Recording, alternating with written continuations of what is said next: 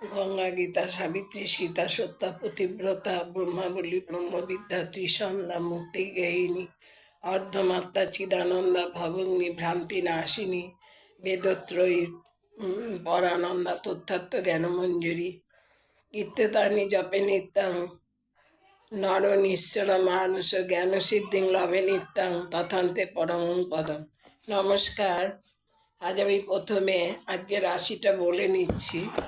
রাশিফল আজকে হচ্ছে 18ই অক্টোবর, 31শে আশ্বিন, শনিবার।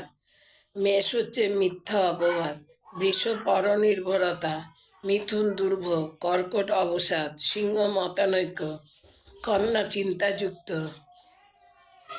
চিন্তামুক্ত, তুলা প্রত্যাশা পূরণ, বিচ্ছেদ প্রাপ্তিযোগ, ধনু রাজনৈতিক অস্থিরতা, মকর সৎকার্যে ব্যয়, কুম্ভ শুভ সংবাদ, মীন অস্থিরতা। এই কদিন আমি রোগ কোন লগ্নে জন্ম হলে জাতক কেমন হয় সেই বিষয়ে বলছিলাম।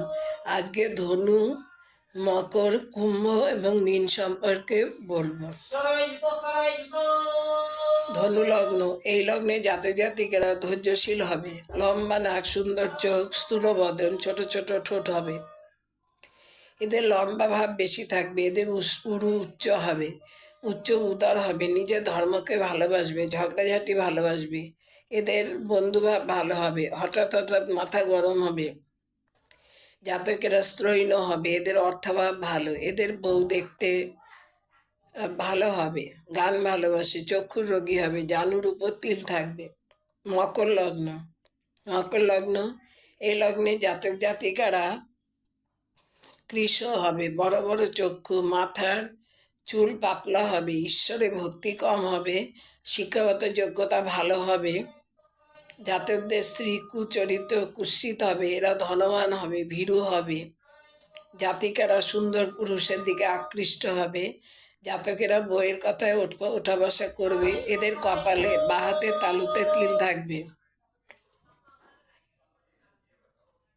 কুম্ভ লগ্ন, এই লগ্নে জাতক জাতিকারা অলসপ্রিয় হবে, শরীর বলিষ্ঠ হবে, নাক লম্বা হবে, এরা যথেষ্ট ধার্মিক হবে, অশান্তি প্রিয় হবে, এরা বন্ধুর উপকার করবে, কথাবার্তা ভালো হবে, দুষ্টভাষী হবে, এরা ক্ষমা করতে ভালোবাসবে,